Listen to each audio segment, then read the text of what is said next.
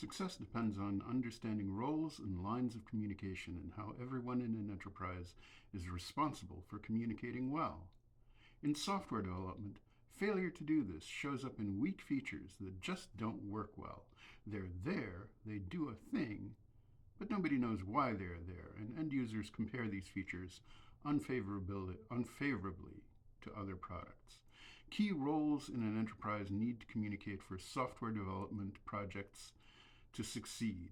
Senior management is crucial to articulating enterprise goals. Product management is a hub of communication about products and projects and is responsible for intentionality in creating product features to meet goals. The Manifesto for Agile Software Development prominently recommends relying on self-organizing groups of people to get things done. Is this reliance misplaced? Do these groups need more top-down organization and direction?